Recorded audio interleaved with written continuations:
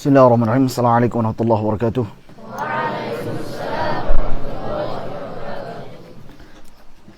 Alhamdulillah, wassalatu wassalamu ala rasulillah wa ala alihi wa sahbihi wa mawalah. Asyhadu an la ilaha illallah wahdahu la syarika lah wa asyhadu anna Muhammadan abduhu wa rasuluhu la nabiyya wa la rasula ba'dah. Subhanaka la ilma lana illa ma 'allamtana innaka antal alimul hakim. Allahumma 'allimna ma yanfa'una wa anfa'na bima 'allamtana warzuqna ilman wa 'amala. ربنا زدنا علما نافعا ورزقا طيبا وعملا متقبلا ولسانا ذاكرا وقلبا خاشعا اللهم إنا نعوذ بك من علم لا ينفع ومن قلب لا يخشع ومن نفس لا تشبع ومن دعوة لا يستجاب لها. Ikhwah sekalian, asatidzah dan juga tulab yang semoga dirahmati oleh Allah Subhanahu wa taala. Alhamdulillah, pada malam hari ini Allah Subhanahu wa taala masih memberikan banyak sekali kenikmatannya kepada kita. Alhamdulillah, Allah masih mudahkan bagi kita semuanya untuk menjalankan aktivitas rangkaian ibadah di dalam kehidupan kita. Allah mudahkan bagi kita untuk salat secara berjamaah. Allah mudahkan bagi kita untuk duduk di majelis ilmu, kita mengkaji Al-Quran dan Sunnah. Allah berikan kita kesehatan, Allah berikan kita al-afiyah. Ini semuanya adalah nikmat yang agung, yang selayaknya kita terus syukuri, kita jaga, agar Allah Subhanahu wa ta'ala pun jaga nikmat ini dan juga menambahkannya dengan nikmat-nikmat yang lainnya. InsyaAllah pada malam hari ini kita akan isi dengan kajian tafsir. Kita akan mulai dengan surah Al-Fatihah. Yang InsyaAllah kita akan kaji malam hari ini adalah pendahuluan surah Al-Fatihah. Apa itu Al-Fatihah? Pembuka. Dari kata apa? Fataha yaftahu fathan, fathatan, fatihun. Itu mudzakkar. Muannasnya fatihatun. Al-Fatihah maksudnya adalah surah pembuka. Surah pembuka itu maksudnya adalah pembuka di dalam mushaf Al-Quran. Jadi dia bukan surah yang pertama turun kepada Muhammad SAW, tapi surah yang pertama berada pada urutan mushaf Al-Quran. Kalau antum buka mushaf antum, maka yang pertama kali berada di dalam urutan mushaf tersebut adalah surah Al-Fatihah. Makanya namanya pembuka. Jelas ya insyaAllah. Biasanya juga disebut selain Al-Fatihah juga Fatihatul Kitab, pembuka Al-Kitab, pembuka Al-Quran, atau Fatihatul Quran. Ini dari kata yang sama, Fatihah, pembuka. Kenapa kok dia berada pada urutan yang pertama, padahal dia turunnya bukan yang pertama? Kalau surah yang pertama turun surah apa? Hah? Al-Alaq. Al-Alaq itu apa itu? Iqra bismi rabbikal ladzi khalaq, khalaqal insana min 'alaq. Iqra wa rabbukal akram alladzi 'allama bil qalam 'allamal insana ma lam ya'lam. Yang turun paling pertama itu surah Al-Alaq secara penuh atau beberapa ayat saja? Berapa itu? 5 ayat saja. Jadi surah Al-Alaq itu kan ada berapa? 19 ayat. Yang 1 sampai 5 itu adalah yang pertama kali turun kepada Muhammad SAW di Gua Hira. Sedangkan ayat 6 sampai 19 turunnya kapan? 3 tahun setelah Nabi SAW berdakwah secara sembunyi-sembunyi. Jadi Nabi itu kan fase dakwah secara sembunyi-sembunyi 3 tahun. Baru nanti ada fase dakwah secara terang-terangan. Maka ayat ke-6 sampai 19 surah Al-Alaq itu turun setelah 3 tahun masa Nabi dakwah secara sembunyi-sembunyi tersebut. Jelas ya? Jadi kalau surah yang pertama kali turun, maka surah Al-Alaq. Yang kedua apa? Hah? Al-Mudaththir? Bukan. Al-Qalam. Yang kedua adalah Al-Qalam. Yang ketiga? Al-Mudaththir. Kemudian Muzammil. Kemudian yang kelima? Al-Fatihah. Jadi Al-Fatihah dari segi urutan turunnya adalah surah yang turun ke 5. Yang ke-6 Al-Lahab. Dan seterusnya sampai 114 surah. Jadi kesimpulannya, untuk urutan surah Al-Fatihah dari segi urutan mushaf dia urutan yang pertama. Yang kedua surah Al-Baqarah, yang ketiga surah Ali Imran, sampai nanti yang 114 surah An-Nas. Tapi dari segi turunnya Al-Fatihah adalah surah yang turun ke-5. Jelas ya insyaAllah? Baik. Kenapa kok beda antara urutan mushaf sama urutan turun? Ada yang tahu nggak? Kenapa kok di mushaf itu bukan Al-Alaq aja dulu, baru kemudian Al-Qalam, baru kemudian Al-Muddathir, baru Al-Muzammir, tapi kenapa Al-Fatihah dulu? Ada yang tahu? Yang ngurutin Al-Fatihah, kemudian Al-Baqarah, Ali Imran itu siapa sih? Berdasarkan wahyu atau para ulama yang ngurutin atau bagaimana? Yang ngurutin siapa? Yang suruh ngurutin adalah Nabi Muhammad SAW berdasarkan wahyu dari Allah Subhanahu Wa Taala. Jadi para sahabat penulis wahyu yang dikepalai oleh sahabat Zaid bin Thabit radhiyallahu anhu itu diperintah oleh Rasulullah SAW, letakkan ayat ini setelah ayat ini, letakkan surat ini setelah surat ini, sampailah menjadi seluruh Al-Quran 114 surah 30 juz. Jelas ya? Jadi ini bukan karangan para ulama. Yang mengurutkan ini adalah Nabi Muhammad SAW dengan bimbingan wahyu. Dan ternyata urutan surat yang ada di dalam mushaf Al-Quran sekarang ini, itulah urutan Al-Quran yang berada di Lauhul Mahfuz. Itu terjaga di mana? Lauhul Mahfuz. Jadi yang paling pertama Al-Fatihah, Al-Baqarah sampai An-Nas, itulah yang ada di sana. Berdasarkan yang ada di Lauhul Mahfuz.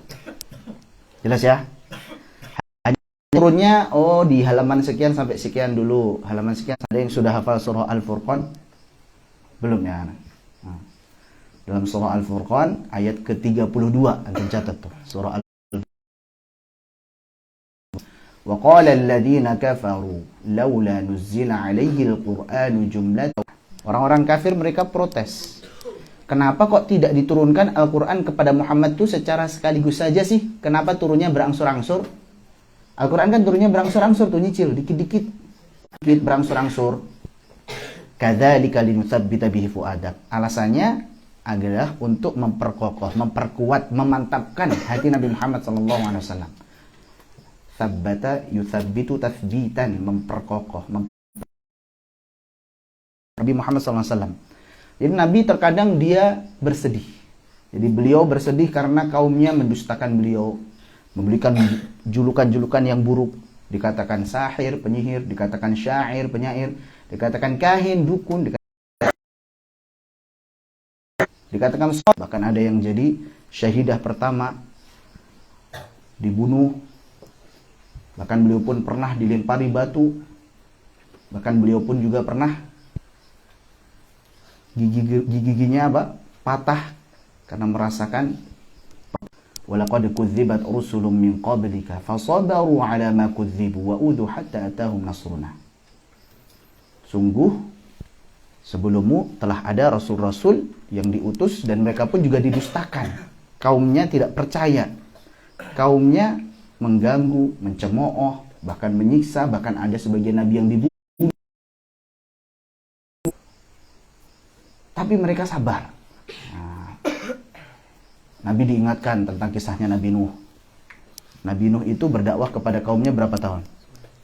950 tahun. Itu bukan usia beliau. Usianya 1000 lebih. Dakwahnya 950 tahun. Sampai rumah istrinya kafir. Anaknya membangkang. Kurang berat apa cobaannya? Kalau kita di luar mungkin diganggu sama orang, kita pusing, kita penat, kita capek. Tapi kalau di rumah, keluarga Masya Allah, anak-anak soleh-soleha, enak. Nah ini di luar sudah dicemooh, di luar didustakan. Sampai rumah, ternyata istrinya kafir, anaknya membangkang. Kurang berat apa cobaannya? Maka Nabi pun bersabar. Oh iya, ternyata nabi-nabi sebelum saya pun banyak yang telah diutus Allah dan mereka sabar. Bahkan ada yang yas'alunaka kan kalian sering baca. Yas'alunaka 'anil anfal, yas'alunaka 'anil khamri wal maisir, yas'alunaka 'anil mahid, yas'alunaka 'anil ahillah, yas'alunaka 'anil ruh. Mereka bertanya kepadamu tentang ini, tentang ini, tentang ini. Bisa jadi Nabi ketika itu belum tahu ilmunya. Tapi kemudian dibimbing oleh Allah lewat wahyu. Dan itu turunnya berdasarkan pertanyaan mereka. Oh, jadi turun berangsur-angsur tujuannya apa? Untuk mengukuhkan hati Nabi Muhammad SAW. Nabi bisa jawab, Qulil anfalu lillahi war rasul. Qulir ruhu min amri rabbi. Qul hiya mawaqitu lin-nasi. Dan lain sebagainya. Itu faedah yang pertama. Yang kedua, bahwa warattalnahu tartila, dan agar kami bacakan Al-Quran tersebut dengan tartil. Jadi ini faedah daripada diturunkannya Al-Quran secara berangsur-angsur. Jelas ya, insyaallah. Jadi kita kembali tadi, bahwa urutan yang ada di Lauhul Mahfuz, tapi kemudian turunnya tidak sesuai dengan urutan yang ada di mushaf. Yang pertama tadi Al-Alaq, kemudian Al-Qalam, dan seterusnya. Yang kelima adalah Al-Fatihah. Sampai nanti Makiyah. Apa itu Makiyah? Surat atau ayat yang turun bukan di Mekah, tapi sebelum Nabi SAW hijrah. Jadi penamaannya dari segi tempat, tapi patokannya dari segi waktu. Ingat ya, penamaannya dari segi tempat. Makiyah belum 1 Hijriah, sedangkan Madaniyah adalah ayat atau surah yang turun setelah Nabi SAW hijrah ke Madinah. Jelas ya? Karena nanti ada ayat-ayat yang turunnya dia di Mekah, tapi dia ayat Madaniyah. Contohnya apa misalnya? Contohnya apa? Al-yawma akmaltu lakum dinakum wa atmamtu alaikum ni'mati. Itu turun pas kapan? Nabi SAW sedang haji ya. Haji itu di mana? Di Mekah apa di Madinah? Di Mekah. Semuanya sepakat bahwa surah Al-Fatihah terdiri dari 7 ayat. Oleh karenanya Allah menamai sab'an minal mathani. Surah Al-Hijr ayat 87 Allah berfirman, وَلَقَدْ آتَيْنَاكَ سَبْعًا مِنَ الْمَثَانِي وَالْقُرْآنِ الْعَظِيمِ. Dan sungguh telah kami berikan kepada wahai Nabi Muhammad SAW sab'an minal mathani, 7 ayat yang terus berulang-ulang. Kenapa 7 ayat yang sering berulang-ulang? Karena minimal sehari semalam kita baca 17 kali di dalam sholat. Itu baru sholat wajib. Kalau sholat sunnah tambah lagi. Belum lagi kalau di luar sholat. Maka ini 7 ayat yang terus berulang-ulang. Sab'an minal mathani wal Qur'an al-azim, dan Al-Quran yang 10. Jadi basmalah bagian dari surah Al-Fatihah. Ini pendapat pertama. Pendapat kedua, 7 ayat juga, tapi basmalah bukan bagian dari Al-Fatihah. Berarti apa perbedaannya? Pada basmalah apakah termasuk surah Al-Fatihah atau bukan? Yang menganggap basmalah dimulai dengan basmalah terlebih dahulu, termasuk pada riwayat Hafiz an Asim yang sering kita baca. Jelas ya? Jadi kalau kita baca dengan, jadi kalau kita belajar ilmu qiraat, nanti ada para qurra dari Kufah, dari Irak. Maka Kufiyun itu imam. Ini pendapat pertama. Jelas ya? Jadi pendapat pertama intinya 7 ayat yang dimaksud adalah basmalah termasuk dari surah Al-Fatihah. Basmalah ayat pertama. Pendapat yang kedua, 7 ayat juga, hanya saja basmalah bukan bagian dari Al-Fatihah. Berarti ayat pertamanya apa? Alhamdulillah bukan bagian dari Al-Fatihah, karena basmalah itu adalah pembuka setiap surah dalam Al-Quran kecuali At-Taubah. Dia bukan bagian dari surat, tapi pembukanya saja. Atau pemisah antara satu surat dengan surat berikutnya, itu basmalah. Jelas maksudnya? Ayat kedua ini basmalah bukan bagian dari Al-Fatihah. Ayat pertama, Alhamdulillahirrabbilalamin. Ayat yang kedua, Ar-Rahmanirrahim. Ayat ketiga, Maliki yaumiddin. Ayat keempat, Iyyaka na'budu wa iyyaka nasta'in. Ayat kelima, Ihdinas siratal mustaqim. Ayat keenam, Siratal ladzina an'amta 'alaihim. Berhenti situ ayat keenam. Ayat ketujuh, Ghairil maghdubi 'alaihim waladdallin. Jelas ya? Jadi perbedaannya tadi untuk pendapat kedua, basmalah bukan bagian dari Al-Fatihah. Kemudian untuk yang Siratal ladzina an'amta 'alaihim berhenti di situ. Ayat ke-6. Ghairil maghdubi 'alaihim waladdallin ayat ke-7. Makanya kalau antum lihat di mushaf antum, untuk riwayat Hafiz an Asim, itu ayat pertamanya apa itu? Bismillah. Kemudian saat tiba pada Siratal ladzina an'amta 'alaihim, itu ada tanda apa setelah 'alaihim? Coba antum lihat di mushaf. Yang ada mushaf. Nah, perwakilan aja salah satunya, atau salah dua, salah tiga. Coba antum lihat. Siratal ladzina an'amta 'alaihim, ada tanda apa itu setelah 'alaihim? Kayak angka 5 kan, kayak hati kebalik, betul? Ya enggak? Coba lihat lagi mushafnya. Kemudian atasnya ada tanda la taqif, jangan berhenti di situ. Jadi siratal ladzina an'amta 'alaihim. Setelah 'alaihim ada tanda apa itu? Seperti angka 5 Arab begini kan? Ya enggak? Itu maknanya adalah bahwa di riwayat lain tempat tersebut adalah akhir ayat. Faham insyaallah? Jadi kalau antum nemuin tanda begitu, Berarti maknanya apa? Diri alaihim, bukan akhir ayat, tapi harus sampai akhir. Karena kadang Nabi SAW berhenti pada suratul ladzina an'amta alaihim, sehingga dianggap, oh ini sudah akhir ayat nih. Terkadang pula Nabi SAW menyambungnya, suratul ladzina an'amta alaihim ghairil maghdubi alaihim waladdallin.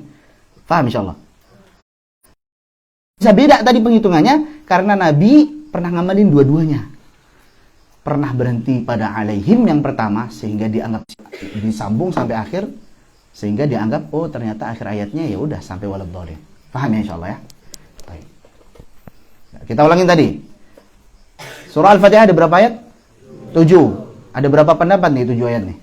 2. Yang pertama berpendapat bahwa basmalah bagian dari Al-Fatihah. Ayat pertama Bismillahirrahmanirrahim. Ayat yang ke-7 Siratal ladzina waladdallin. Baik, pendapat kedua, basmalah bagian bukan bagian.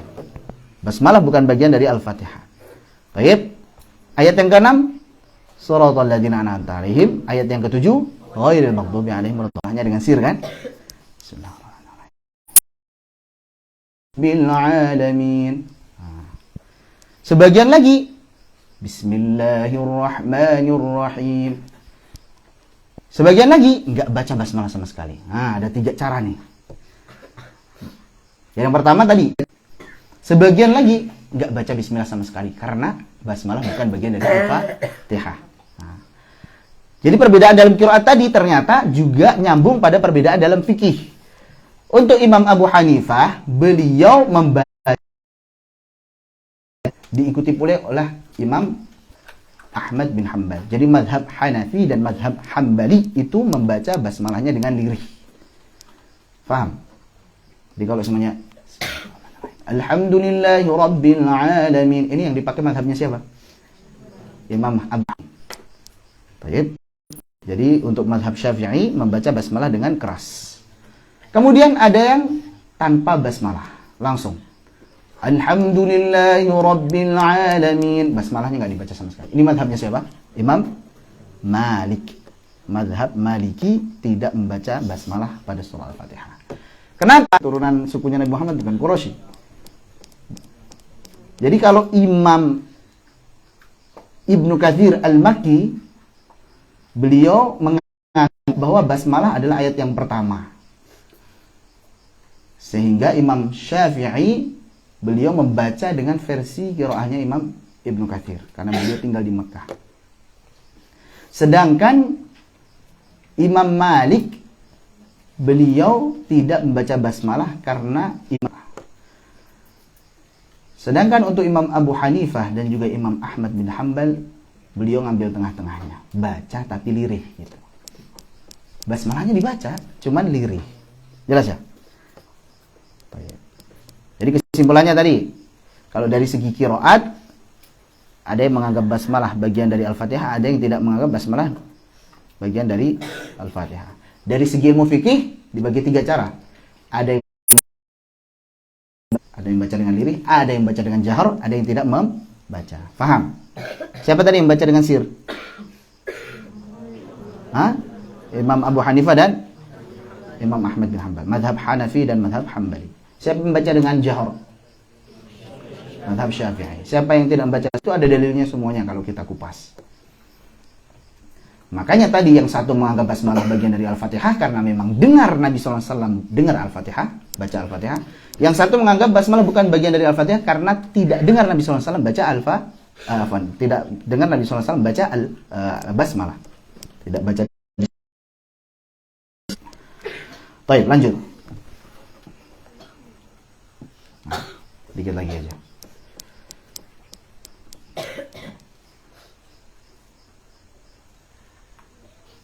Atau cukup dulu, masih banyak. Tapi kita lanjut dengan mu'atah. Merupakan rukun salat. Nabi SAW bersabda, la salata liman lam yaqra' bi fatihatil kitab. Dari sahabat Ubadah bin Samit, hadis diriwayatkan oleh Bukhari Muslim. Untuk catat tuh. Yang pertama keutamaannya adalah Al-Fatihah rukun salat. Hadisnya kita baca sama-sama. La salata liman lam yaqra' bi fatihatil kitab. Tidak sah salat seseorang yang tidak membaca surah Al-Fatihah. Dari sahabat siapa tadi? Ubadah bin Samit radhiyallahu anhu. Hadis riwayat Bukhari Muslim.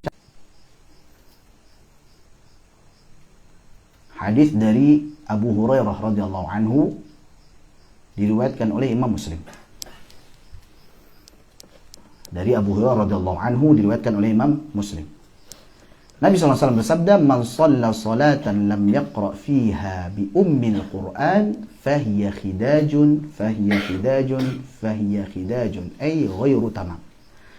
Kita baca, "Man shalla salatan lam yaqra fiha bi ummil Qur'ani fahiya khidajun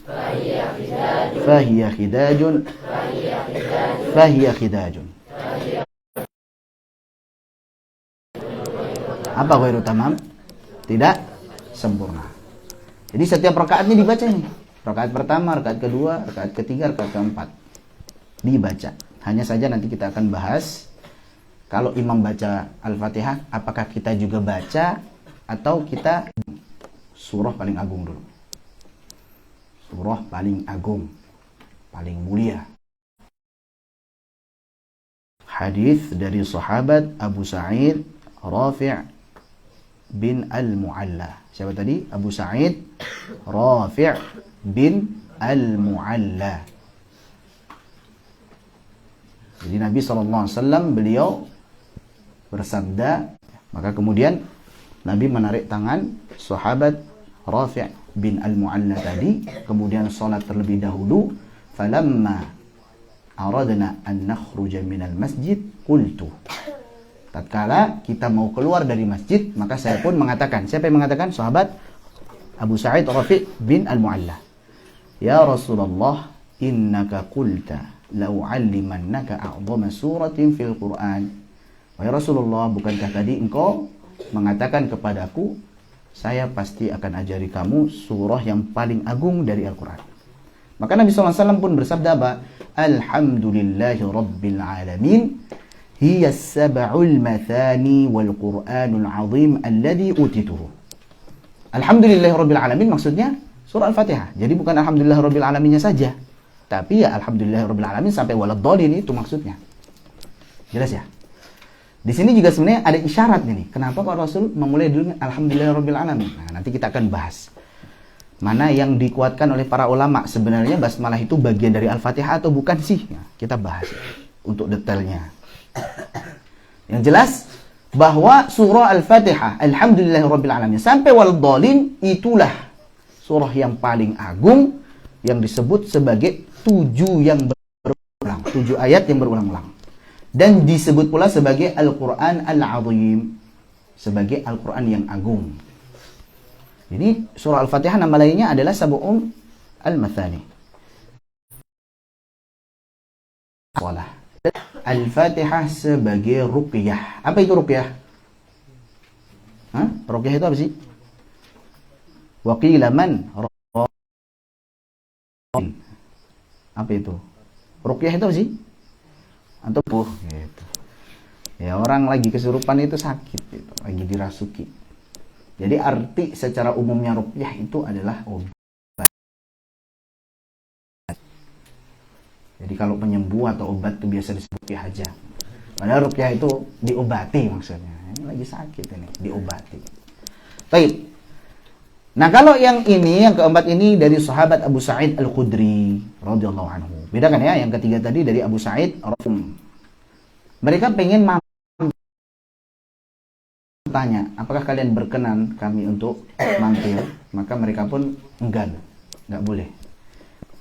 Pas timingnya, pas waktunya saat itu ternyata kepala sukunya lagi sakit, tersengat oleh hewan. Baru mereka pun bertanya, apakah di antara kalian dulu ke Rasulullah ketika disebutkan di depan Rasulullah seperti ini, tadi ada yang sakit, kemudian saya bacakan Al-Fatihah, kemudian alhamdulillah sembuh, kemudian dari saya apa? Seekor kambing. Maka kata Rasulullah SAW, wa ma tadruna annaha ruqyah. Kalian tahu dari mana kalau Al-Fatihah itu adalah ruqyah, adalah obat, adalah penyembuh? bahwa kalau lagi sakit fisik pun, selama kita yakin bisa, insya Allah ini ruqyah. Kalau Al-Fatihah ini obat gitu. Baru kemudian khudhu, ambil saja ma'akum bisa. Dan ambil juga bagian untuk saya, bagi-bagilah untuk saya. Ruqyah itu halal, nggak apa-apa. Misalkan antum nanti lagi ngeruqyah, ngobatin, baik itu ngobatin fisik ataupun ngobatin orang kesurupan, maka boleh kalau dikasih upah. Yang penting antum bukan minta, tapi adatnya terima aja dulu untuk menyenangkan orang yang memberi, gitu ya. Nggak usah, karena nggak butuh dan lain sebagainya. Jangan, nggak gitu adabnya. Terima aja udah. Baik. Nah, Syekh Utsaimin beliau menegaskan dalam Syarah Riyadhus Shalihin bahwa surah Al-Fatihah dan juga surah-surah yang lain dalam Al-Quran yang baca nggak